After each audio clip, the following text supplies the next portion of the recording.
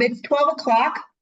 We're going to go ahead and call the meeting to order. If anybody else comes in a little later, that's fine. Just to keep everything rolling. I'm going to do roll call attendance. Please verbally state here. Oh, Jonathan Chines is in. Excellent. Okay. And Alex, oh, excellent. Everyone's popped in. Beautiful. All right, I'm going to go through my list here because I'm going to even name the people that aren't here. So please respond verbally once again. Remember, you're most of you are on mute, so just take that into consideration. In attendance, Alex Garino.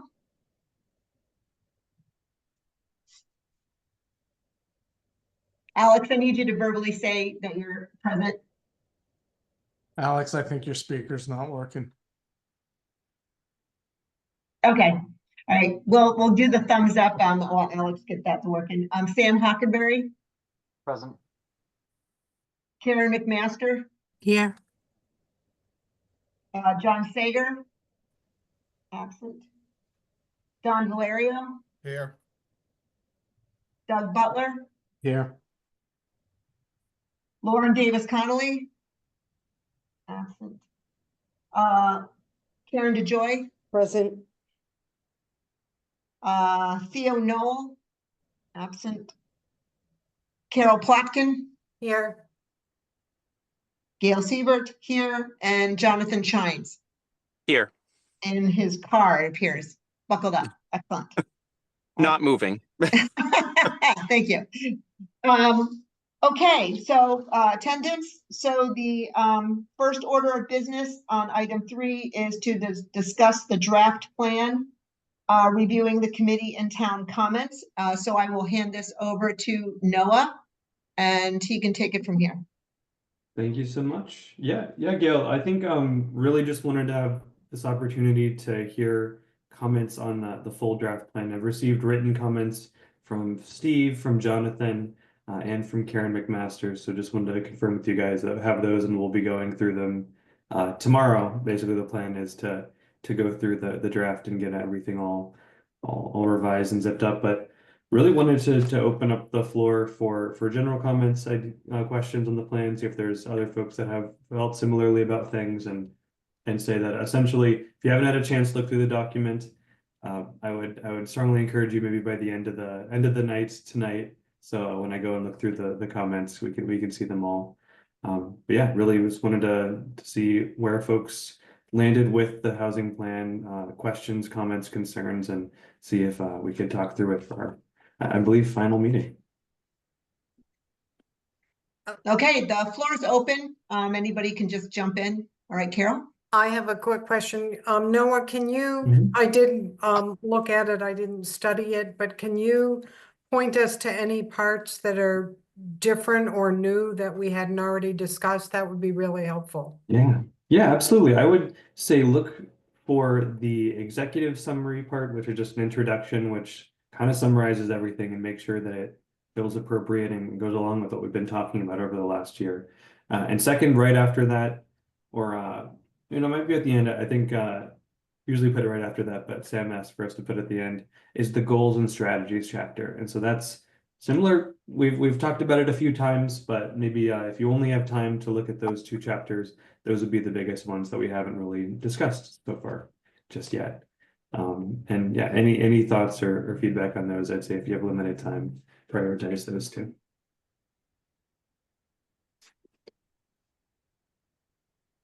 I'll jump in first. I got a chance to skim through the whole thing, look over stuff.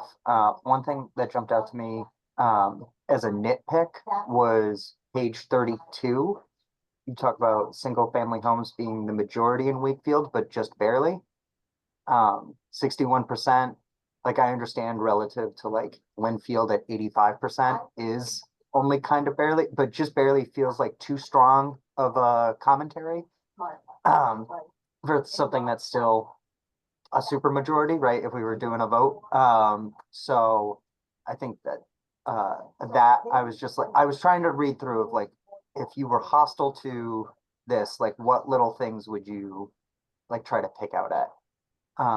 But I think my main takeaway, and maybe needs to be spelled out more, seems to be that the mismatch is bedrooms to people, right? Like if we reshuffled people into the homes that meet their current family size, we'd probably be in a better place. And so maybe that being the comment. Now, there was also, we need to add like 1,000 more units, and that jumped out to me. But I think a huge part of the thing was we've got a bunch of people who are 2 to 3 people living in 3 to 4 bedrooms. And we could, if we moved things around, we'd have a better alignment of bedrooms to people, which is the main problem. Yeah, no, that's great. And I think particularly in that intro executive summary section, maybe spelling that out a little bit clearer for folks that are just, most people are just going to read that and making sure that we have that there. And yeah, just noted down page 32. I think there's a little verbal tweak there. So yeah, appreciate you looking, Sam. And I think having that reading it from that perspective is really, really important and helpful. So yeah, thank you.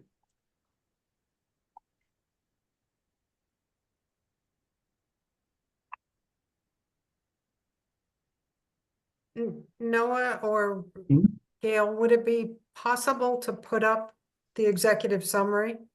So we could all sort of make sure we all see it at the same time and comment. I don't want to interfere with other people's comments, but given that that's so important.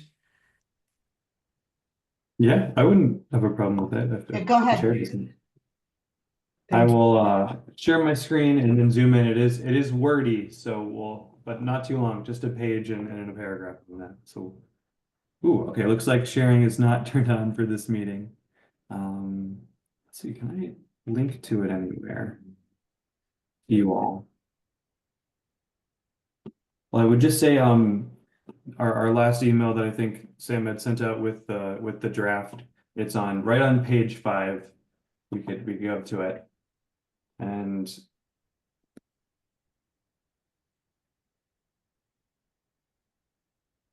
yeah, okay, so unable to share my screen, unfortunately. You know what? I think don't have any control over I the think I setup can- of this, so I can't. It's all help good. it. Noah, I think I can claim host and then let you share your screen. Oh, thank you, Steve. You can hear me, so. I'm much more technically savvy than I have been made out to be over the years. Okay.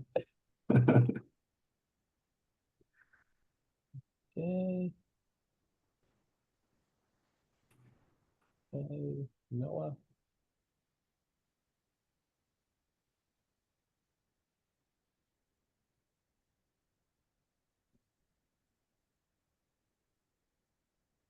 Okay, Noah, I think you should be able to share your screen now.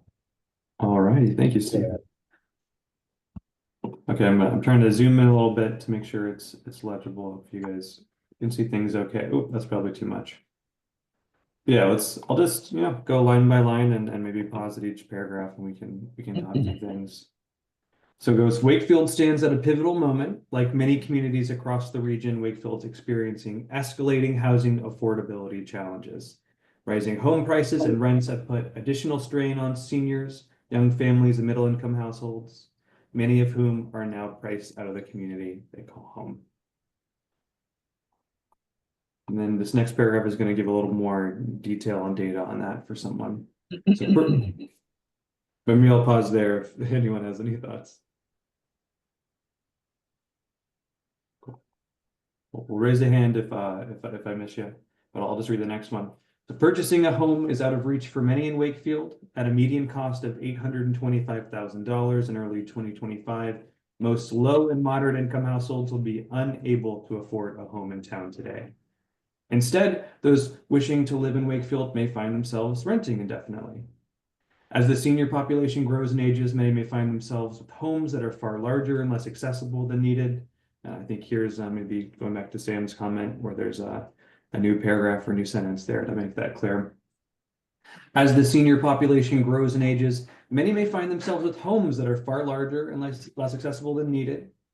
Expanding freedom of housing choice is essential so that older adults can remain in the community, even if their current homes no longer fit their physical, financial or lifestyle needs. And though property tax rates have stayed relatively steady, assessed values have skyrocketed, creating additional pressures for those who own their homes. I think there's going to be a little bit of a wordsmithing there. I think splitting that into 2 paragraphs and maybe moving some sentences around to make it flow better. I don't know if y'all might agree there. No, I think there's 2 sentences that are pretty much the same right in a row as the Yeah, same, that's right? you're right. I thought I had read the same thing again. I'm thinking, did I just hear that? No, you're totally right. Just making a little note there. Yeah, so I think I'll do a little wordsmithing, split this into 2 paragraphs, and yeah, kick it over to Steve. I just wanted to point out, I think that the Globe actually ran an interesting story this Sunday on people that are choosing to rent rather than purchase. And I know we talk about that line instead, those wishing to live in Wakefield may find themselves renting indefinitely. I point that out just as a curious point on my part. I don't think it needs to be changed or wordsmith, but I think it is, as we think about this going forward, are more people thinking about renting versus ownership? And it was a fairly interesting article that and I'll leave it there. I just thought it was an interesting. I don't want to belabor this. No, that is really interesting, and I missed that one, but would love to read it. I think there could be just a little comma, even if they want to purchase a home. Right. But yeah, perhaps not saying that that's the only thing that folks want to do, and maybe if you're downsizing, renting becomes a better option for you. But And it seems to seem that the financial prospectus must be for some of these developers that are coming in, like at the head of the lake, that's rental. yeah. So it's an interesting dynamic that we seem to be seeing across the area. Thank you. Yeah. No, thank you. Any other thoughts on this paragraph? I think it's gonna get some work done to it. I'll scroll down, keep going. So this next one is just talking a little more about what our HPP is all about. So this housing production plan for fiscal years 2026 through 2030 responds to these trends with comprehensive action-oriented goals and strategies. Developed through community engagement and data analysis, the plan charts a course for Wakefield to become more, I think there's a word more that should be in here, more affordable, accessible, and livable for people of all incomes, ages, and backgrounds. Plan sets forth a series of interrelated goals, maintaining your SHI above 10%, creating more housing options across a range of income levels, expanding opportunities for seniors and residents with disabilities to remain in the community, fostering balanced, context-sensitive growth near services and transit, and to build broader community understanding and support for housing initiatives. And these goals are grounded in a commitment to collaboration across town departments, boards, and community partners. Any thoughts there from you all? I think I have a thought on the next part. I think you're, Okay. I'm just not sure, like, I'm not in love with us. Like, I don't want, and we can decide as a group, but trumpeting that affordable housing overlay district, it's never going to sell here. It's not. Yeah. It's just not something, like, I don't want to be fighting that fight for the next 2 years. Are there any big ideas, Doug, that come to mind from the plan that you think would be good to really lead with here, that you think are easy sells, that someone just reading this one page I would be think- like, oh, that makes sense? I think of the 26 strategies that you outlined, yeah, I mean, I think the preference policy, like, the notion of making, sort of having the local preference piece. Again, I think, strategy 1 and like that top bullet is Yeah. primarily our reason for being here, as well as Sure. on a production plan and working on that. Like, that's the goal, but like the problem I see with the affordable housing overlay district idea is what kills us at town meeting and everywhere else is when you try and present something from Cambridge or Somerville here. And God, nothing brings out that. Like, No, I hear you. we're the suburbs. And I think people really are sort of committed to staying suburban versus near urban and I think, but by the way, I think a lot of the growth in place, a lot of these things, to be fair, it'll be interesting to see what the ADU piece does here. Yeah.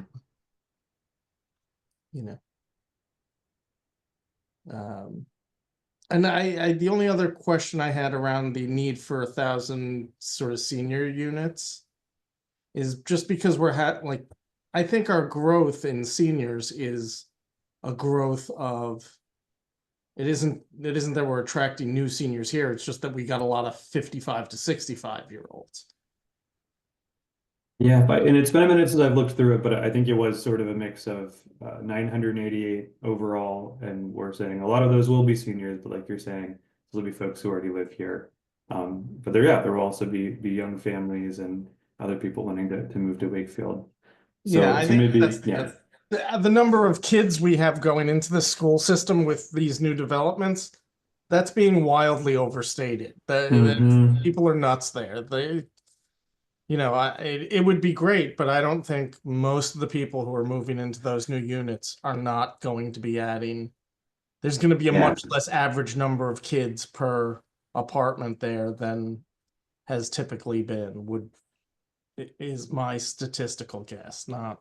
No, absolutely. And there's been some great research from UMass on that, on how new apartments don't bring nearly as many kids as folks think. And there's a chapter in here called Development Constraints, and one of it I just pulled out a graph of enrollment in Wakefield schools over the last 10 years, and I think it's gone down a little bit overall. So it's always good to have those data pieces there too, with like super local and then broader state one where they looked at a lot of different apartments being built in. Exactly what you're saying. Yeah, I think that's my only thing. And you can keep that affordable housing. I just don't want that that can't be the centerpiece. Can't lead with take that from this. Yeah. No, I think we're being strategic here. I mean, that's from my stance. I know other members of the group probably have different opinions around that, but. Well, I think I don't think anyone here would say we should take it out of our goals and strategies, but I think it does sound strategically like maybe let's not lead with this in our executive summary. Talk about the SHI like you're saying, the real thing we're hearing.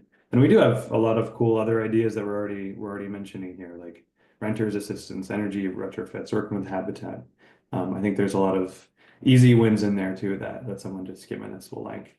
But yeah, I want to ask if anyone if anyone would be opposed for me sort of swapping out affordable housing with maybe hitting our 10% one more time right here.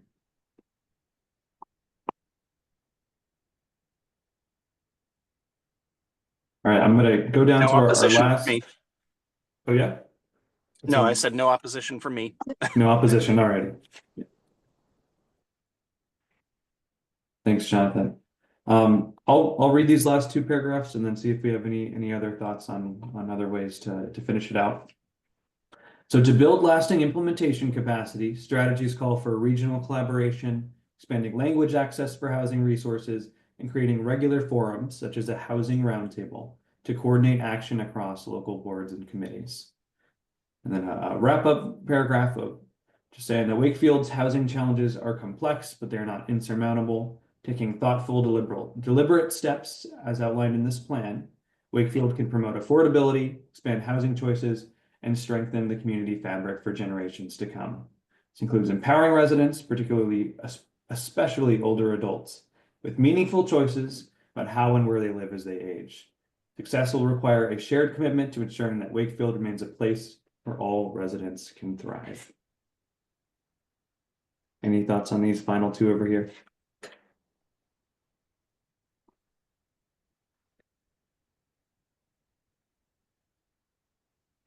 Cool. Yeah, no worries if anyone doesn't feel super strongly about that.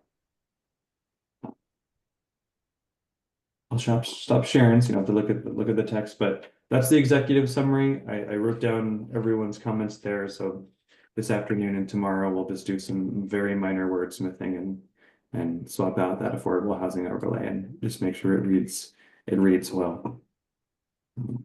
Yeah, appreciate you all giving your thoughts there. Does anyone else have any general feedback on the plan? I do Comments have on one all question, Noah. Yeah. You know the information that you received from Samantha on the vacant parcels, I'm gonna use that term loosely, or developable parcels.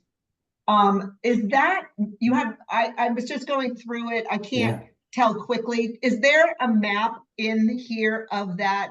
You have like the map of the sewer and you have the map of the wetlands and you have the map of this. Is there a map of that? Is that There map is. there? I'm scrolling around to the very end to see which page it's on, so you can take a look. Okay, And I just kind of mapped publicly owned ones and privately owned, but didn't go into super big detail. Here it is. It's on page 120. I didn't, okay. And I'll show you all too, since I got screen sharing again. But here I just called it potentially buildable vacant parcels. These are ones that Sam had flagged as saying, okay, they're similar sized, and blue ones are publicly owned. There we go. These sort of orange or pinkish ones are privately owned. Not nearly as like this came from a batch of 600, and then we narrowed them down based on like if they're weirdly shaped or existing, parks and all that stuff. But yeah, there are a few spread out over town that you could think about some sort of zoning incentive to build moderate income housing, capital A affordable housing. And we basically just say like, there's an opportunity here to do something with it. Okay, yeah, I wanted to make sure that was in there, because I think that's Sure. one of the things, like if we're going to actually, try to implement this plan as it relates to the housing trust too, to be able to maybe look at some of these parcels and then try to get, a developer, a LIHTC developer or something in here to develop this. Yeah.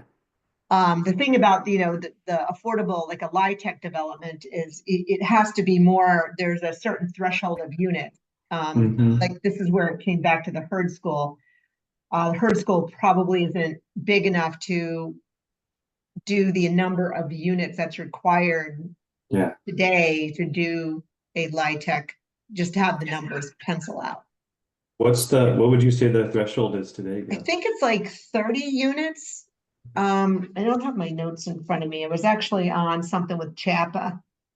The number turns out to be like 30 units. So I think, if you're only doing like 16, it's probably not going to be big enough to be 100% affordable. No, that's interesting to hear. And so it means some of these smaller parcels, wouldn't probably be suitable for that. But no, there's a few that there's maybe a chance.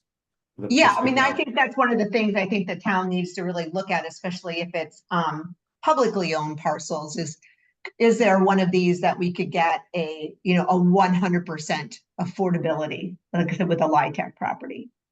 That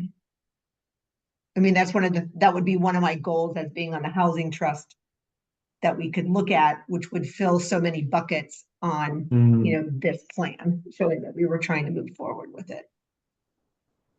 Absolutely, yeah. No, that'd be fantastic.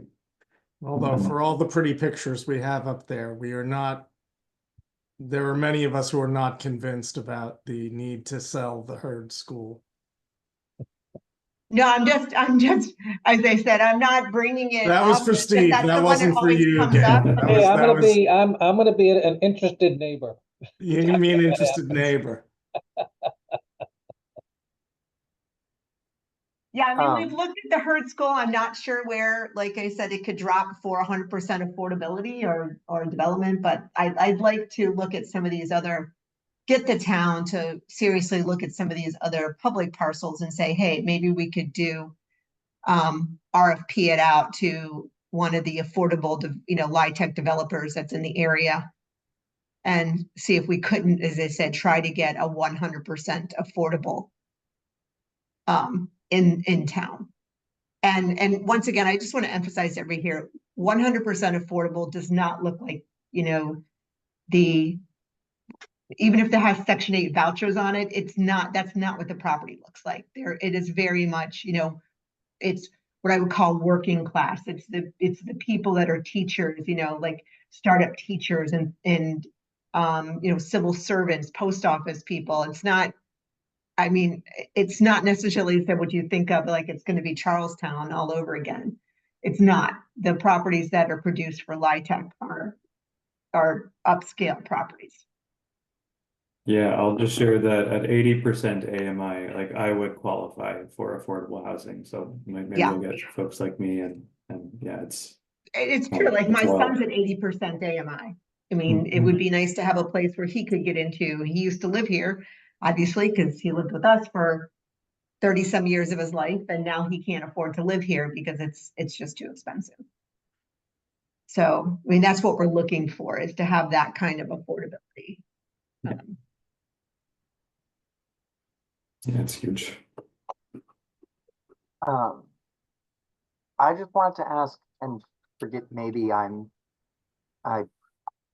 don't fully understand where that parcel is, but the Butler Ave property doesn't seem to be highlighted, or is it in the map of the potential buildable lots? Sam, that's Yeah. that whole remediation place that we just did.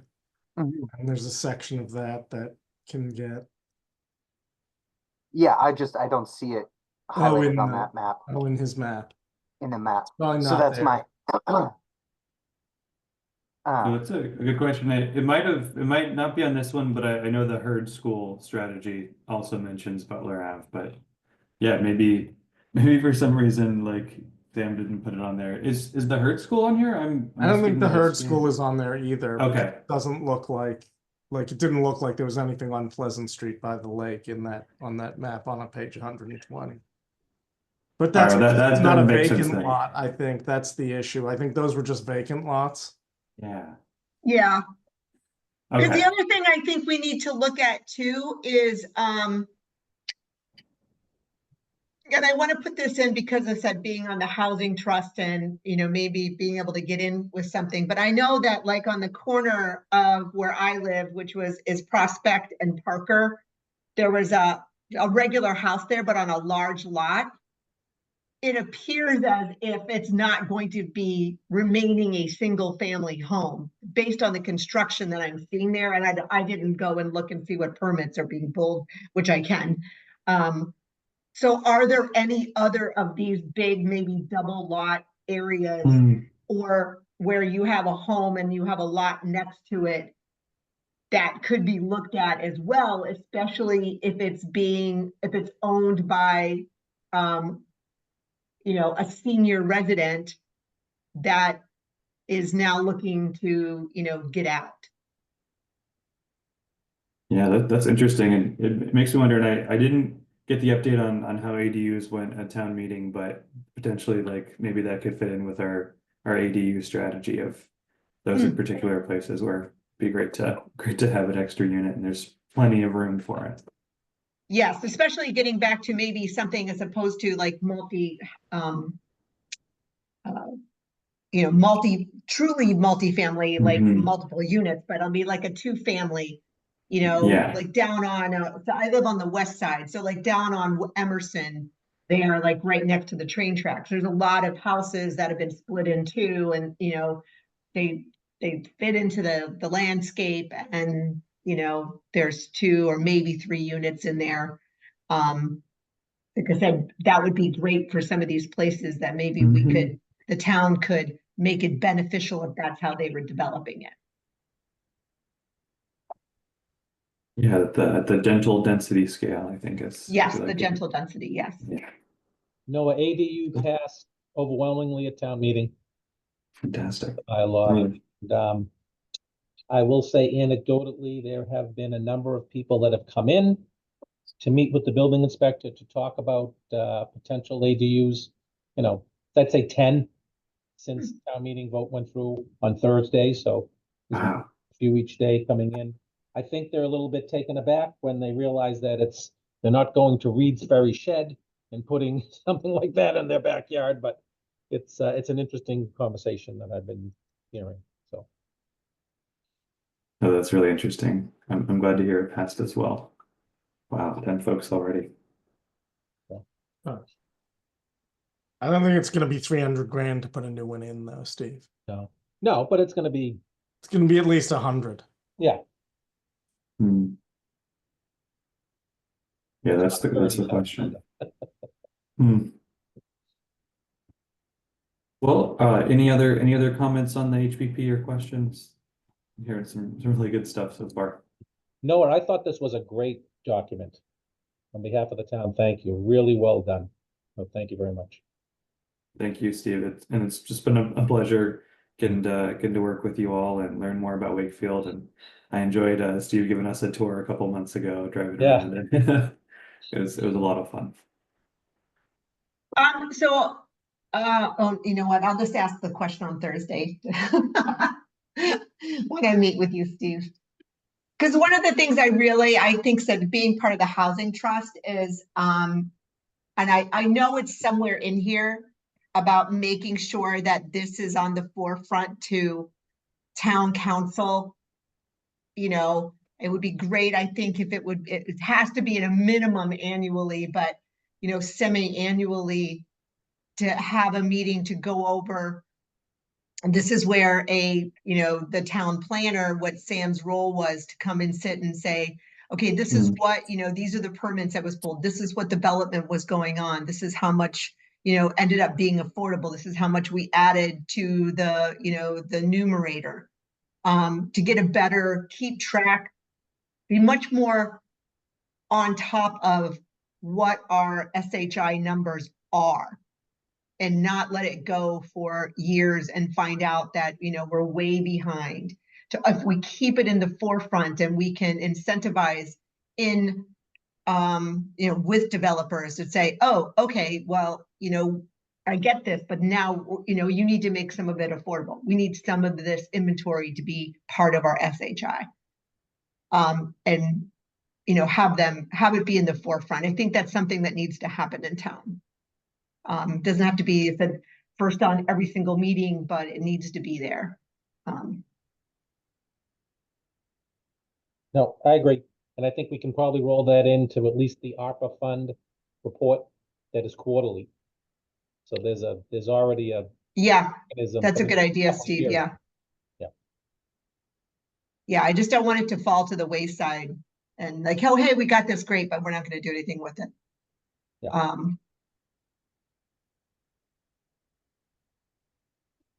So yeah, just that one section, just to make sure that, it's about the coordination. And what I don't understand enough about politics is,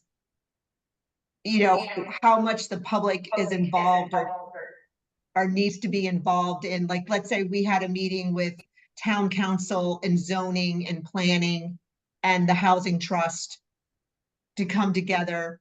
Are those public meetings? Are they, private meetings, then public meetings? I don't know how the whole thing works, but once again, to not just do this in a vacuum, to look at it from all the component parts of what needs to go on when trying to, make the town a livable place. And so I'm not sure the logistics of how it works, but I think it really needs to happen. Yeah, I'll just jump in and say, wrapping up Acton's HPP, they're 2 or 3 weeks ahead of you guys, so very close. They also have four people on planning staff, so they're thinking about doing a similar annual update and doing some sort of community engagement. But they do have the staffing capacity to make it happen, because it is some work to figure out, well, how are people gonna come and engage? Are we gonna have a guest speaker come in and talk about stuff? How does that work? So I love the idea, but also just want to say, like, it will take some capacity from someone to figure out how to make it happen beyond just having it on the agenda and talking through some stuff. Agreed. Hopefully, as I said, we can So what happens, Steve, to this group? Once the HPP is finalized, does this group dissipate? Once the HPP is finalized, it was a committee that was established by the town council. The town council normally, once the final product is done, would normally move to disband the committee.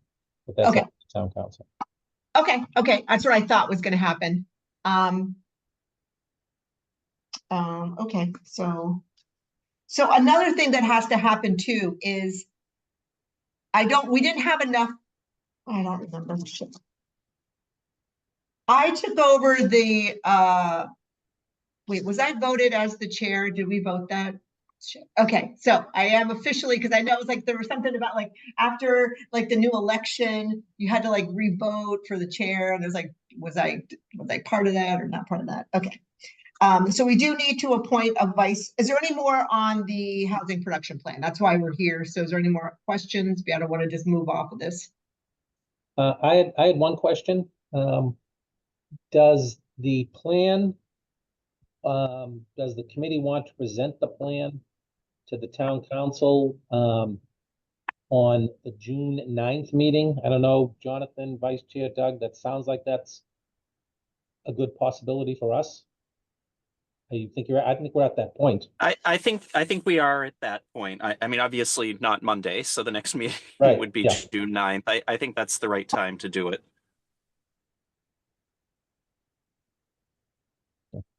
Okay. I'll get that on the schedule. Does that work for you, Noah and Gail? Oh, yes, absolutely. Yeah, I'll check in with Jen, who I think will be doing the presentation there, but if I remember correctly, I've made a hold in her calendar for that. So I believe so. I'll let you know if it doesn't work, Steve. We'll just assume it does. Perfect. Thank you. Yeah, she has it in her calendar, so we're all good. Okay. You know, assuming the chair agrees, and I'm assuming that she will. Oh, I'm totally in agreement. Yeah, I can be there. Oh, I'm talking to the chair of the town council. Oh, okay. Well, then I'm out. There. Okay, so got that. Okay, anybody else on comments on the HPP? You can always, once again, read through it. You can always email Noah any comments. So it doesn't have to be right here. The next thing we need to do is appoint a vice chair. Anybody interested in that role? Who was the previous vice chair? Was that Bob? It was me. Uh, I took over Bob's spot because we didn't have any takers in that, so I just rolled into it since I had been at all the meetings. So yes, you know, I haven't been to quite as many meetings, but I've probably been to a couple more than Jonathan, so I suppose I could be vice chair if you want. I mean, we're going to be dissolved soon anyway. okay, does Madam Chair, I move to appoint Councillor Butler as the vice chair.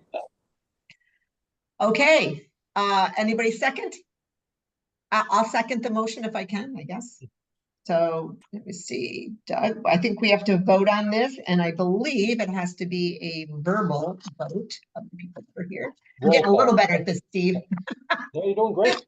Roll call. It's taking me a year, but I'm getting a little bit better on this process. Okay, I'm gonna go through the list. Sam Hockenberry, Yes. Carol Plotkin, Yes. Don Valerio, Yes. Karen DeJoy, Yes. Doug Butler, Yes. Lauren Davis Connolly, Yes. Jonathan Shines, Yes. Alex Garino, Yes. and Karen McMaster. Yes. Okay, 100% in favor of Doug being the vice chair. And Jonathan, consider that your birthday present that I didn't nominate you. It's Jonathan's birthday today. Happy birthday. Nothing. And Thank you for both the birthday greeting and thank you, Doug, for not nominating me. Okay, any public comments? Don't think there is anybody from the public here, so we can skip that. Great. Approval of the minutes. Please, let's get this done. I think the last time we got together, we weren't able to do it. So let's go through the March 25th meeting. Sam sent out any comments on the minutes? Nope. Okay, we need to vote to accept the minutes from the March 25th meeting. I move to accept the minutes of the March 25th meeting of the HPP. Gail, are we doing multiple sets of minutes? So Yes. maybe we should just approve them all collectively Okay. instead of, Good idea. Okay, so we have the March, we're moving to approve the March 25th minutes and the April 23rd minutes. So Carol moves So I'll to, amend that to, I make a motion to approve the March 25th minutes and the April 23rd minutes of the Housing Production Plan Committee. second. second, Right, Sam seconds, and I will do a verbal again. Gail Siebert, yes. Sam Hockenberry, yes. Carol Plotkin, Yes. Don Lario, Yes, yes. Karen DeJoy, Yes. Doug Butler. I think I have to abstain. I wasn't there. I was gonna say, yeah, you don't know if you're, Lauren Davis Connolly, Yes. Jonathan Chines, you were there at the last one. I was, but not at the March 25th, so I will Okay. abstain as well. All right, Alex Garino, sorry. I think I have to abstain as well. I was absent I was at the March, but not Okay. the one prior. Karen McMaster, Yeah, I was at both. Yes. okay. Okay, the minutes from the 25th, March 25th and April 23rd have been accepted by the committee. Chair comments. I only have one comment that I just want to express to the public, which is sitting here, is I really think that Sam did a very good job. I already miss her not being part of these meetings because she was very good at keeping things on track. And I think it is a valuable role to the to Wakefield to have somebody in that position who can coordinate many of the pieces of development and real estate that are going on here. So I just want to verbally put that out there. And to thank you, Sam, for all you did. Any other comments? Okay, well, we can need a movement to adjourn. So moved. Second? Second. Okay, do I have Second. to, do I have to do a verbal on this one or can we just?